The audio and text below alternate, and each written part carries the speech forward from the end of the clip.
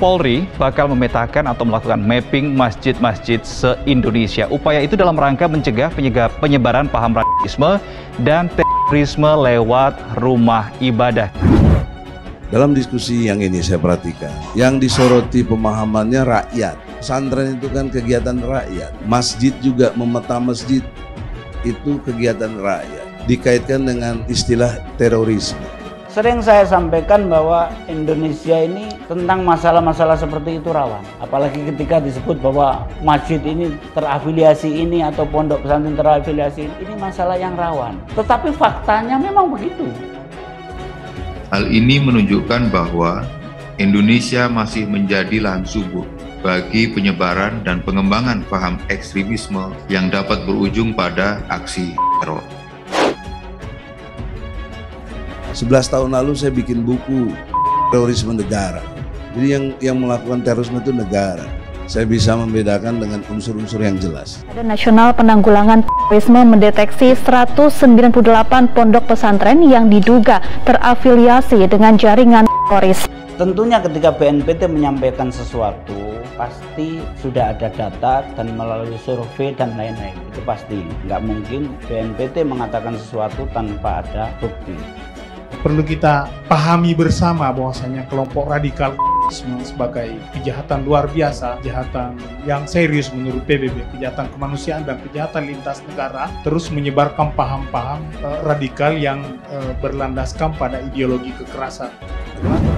Wilayah paling banyak penangkapan terduga teroris selama periode 2021 adalah Sulawesi Selatan, lebih dari 30 orang, Jawa Timur 35 orang, Sumatera Utara 33 orang, DKI Jakarta 21 orang, Jawa Tengah 19 orang, Lampung 17 orang. Kenapa kita tidak melihat pemerintah yang teroris? Kenapa pesantren terus? Kenapa rakyat yang menjadi objek selalu menjadi hal-hal yang sifatnya menyudutkan sebagai teroris? Ini bagi masyarakat tidak usah resah. Karena apa? Perjalanan atau hal yang semacam ini sudah lama terjadi. Bukan sekarang-sekarang saja. Dari dulu udah ada. Dari dulu sudah ada. Jadi bukan pesantren itu terafiliasi akhir-akhir ini, bukan. Itu sudah sejak dulu. Nah, pondok-pondok yang seperti itu tentunya semakin hari semakin banyak. Kita tidak bisa menutup mata dalam persoalan ini. Salah satu pesantren di Lamongan, di Tenggulun itu melahirkan Amrozi, melahirkan Ali Imron, meskipun kemudian sekarang sudah deradicalize. Ada juga beberapa pelaku-pelaku teror dalam bom selama tahun 2000 sampai 2009. Makanya sering saya sampaikan bahwa ketika saya ditanya ini, saya ini mau memondokkan anak kemana? Makanya biasanya saya kasih solusi. Ya sudah, sampean yang latar belakangnya Muhammadiyah, pondokkan anak ke Muhammadiyah. Yang sampean yang latar belakangnya NU, pondokkan ke NU. Bagaimana masyarakat itu bisa tahu bahwa mana toh pesantren yang berafiliasi ke organisasi terorisme? Itu tidak ada yang bisa menerangkan kecuali yang tahu. Dalam hal ini kalau yang resmi negara berarti BNPT yang menyampaikan itu. Ya, kalau dari mantan teroris saya yang bisa menyampaikan. Setelah media sosial menyebar ramai begitu maju, mereka juga menggunakan ruang-ruang dalam media sosial ideologi yang dikemas dengan bahasa keagamaan, ya. Bahasa keagamaan, kalau kita katakan tidak ada kaitan dengan agama, tetapi faktanya seperti itu. Mereka menggunakan simbol-simbol, bahasa dan pakaian keagamaan agar masyarakat memberikan dukungan dan simpati kepada mereka bahwasanya ini yang benar. Surat Al-Qasas ayat 4 dan ayat 39 ada 7 item tentang itu, ya, berbuat sewenang-wenang, menindas, memecah belah rakyatnya, kemudian membunuh, diskriminatif, membuat kerusakan. Itu hal-hal yang sifatnya dilakukan oleh seluruh teroris apapun. Hayya 'alal jihad, hayya 'alal jihad, hayya 'alal jihad. Kita mau ngompor-ngompori umat, diompor-ompori apa? Nggak ada manfaatnya, cuma ribut aja. Selain di lain pihak ada kelompok oposisi pemerintah yang kalau kami memetakan bahwa mereka ini setengah radikal, belum radikal. Konstruk jihad itu ada dalam ajaran Islam. Kita mau pakai konstruk damai tapi nggak pernah perang, ya nggak mungkin. Mesti perang dulu, mesti perang dulu. Itulah konstruk jihad. Nah, maka yang ruwet di Indonesia ini yang saya saksikan, saya ikuti selama 19 tahun itu, sebenarnya yang membuat ruwet itu yang setengah radikal ini. Bukan radikal, kalau radikal jelas jadi teroris. Keimanan itu harus dibuktikan dalam bentuk perubahan nilai menjadi hijrah. Hijrah nggak bakal tercapai kalau tidak ditopang oleh suasana jihad. Hayya 'alal jihad, hayya 'alal jihad. Ini yang perlu kita antisipasi juga. Itu lebih tujuan politik. Nah iya, maksudnya setengah radikal itu tujuannya politik. Bagaimana kok muncul kata damai kalau belum perang? Loh, ini saya sedang jihad ini. Perang dulu baru damai. Jihad tuh nggak harus pedang toh. Egy Sujana ini hanya kepentingannya cari panggung dan cari uang. Nyai yakin 1000% tidak berdasarkan atas nama agama atau membela rakyat. Saya sendiri itu sebetulnya was-was itu. Jadi saya dalam apa istilahnya masa 19 tahun itu selalu was-was karena saya petanya tahu terorisme di Indonesia ini. Radikalisme orang-orang yang punya pemahaman atau pemikiran terorisme itu banyak sekali. Konteks tadi amanu hajaru jahadu itu satu paket yang nggak bisa pisah. Itu kalau bicara fungsi agama. Masing-masing merasa dirinya benar, itu sudah orang yang tidak benar. Orang kalau sudah merasa dirinya saya benar, orang tidak benar. Rasul tidak pernah mengajarkan itu. Konstruk jihad itu ada dalam ajaran Islam. Makanya di fikih itu nggak ada bab jihad, ada bab kita. Kalau jihad ya ngaji ya jihad, mempertahankan kemiskinan ya. Makanya zaman ini banyak orang yang kurang paham. Jadi jihad itu pokoknya harus marah, ya, harus teriak-teriak, pergi ke satu tempat untuk bukan. Nah itu ya, makanya saya bersikeras bagaimana sosialisasi masalah terorisme itu ke semua pihak yang bisa saya jangkau. Itu supaya apa? Paham. Dan saya selalu sampaikan gamblang, jadi supaya tahu bahwa ciri-cirinya itu seperti ini loh. Ciri-cirinya itu seperti ini loh. Konstruk jihad itu ada dalam ajaran Islam. Kita mau pakai konstruk damai tapi nggak pernah perang, ya nggak mungkin. Mesti perang dulu, mesti perang dulu. Itulah konstruk jihad.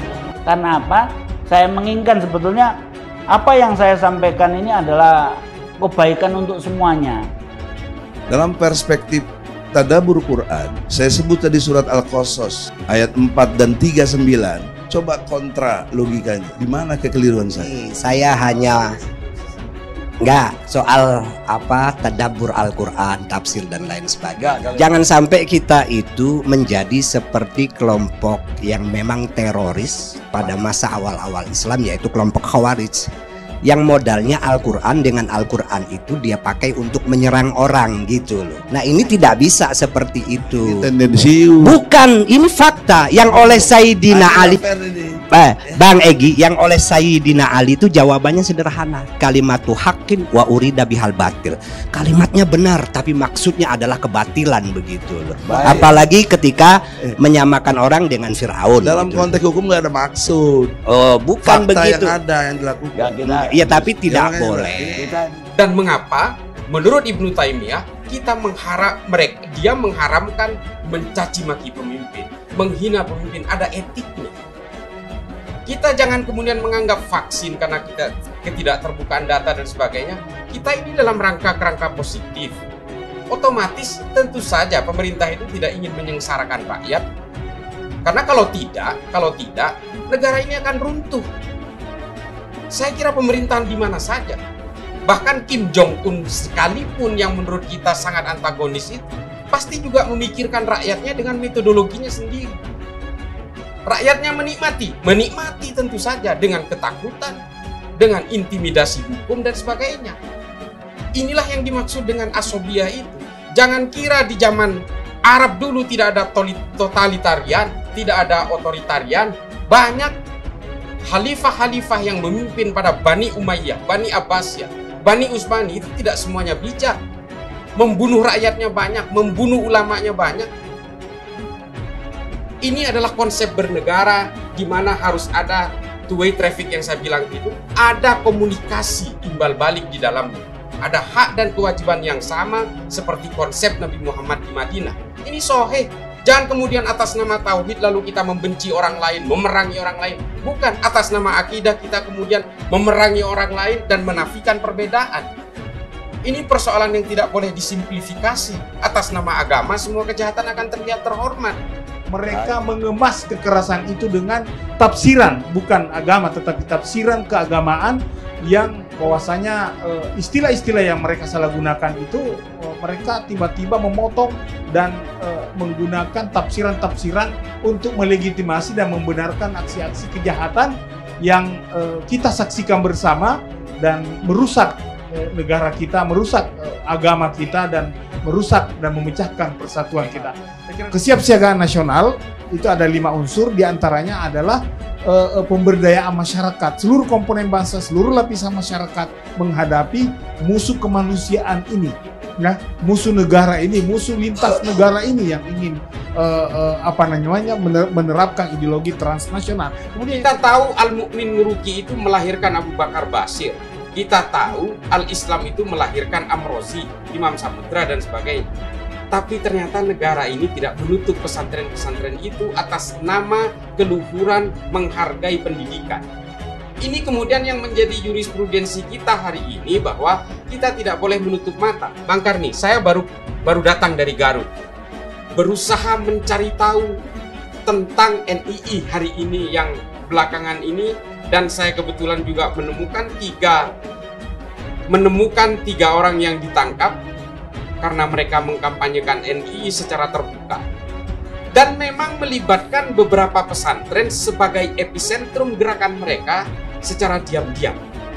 Hal-hal seperti inilah yang kita tidak boleh menutup mata. Kelompok radikal terorisme sebagai kejahatan luar biasa, kejahatan yang serius menurut PBB, kejahatan kemanusiaan dan kejahatan lintas negara, terus menyebarkan paham-paham radikal yang berlandaskan pada ideologi kekerasan.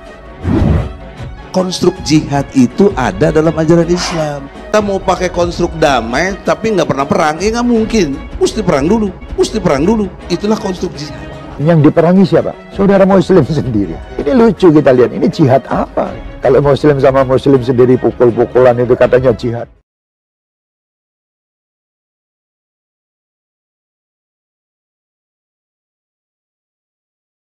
Metode yang paling banyak dijalankan oleh kelompok ekstremis dan teroris dalam menyebaran pemahamannya, yang pertama melalui media elektronik dengan konten sara dan provokasi kebencian dan mengangkat isu kegagalan program pemerintah. Berikutnya adalah metode diskusi langsung atau tatap muka yang dilaksanakan secara terbatas.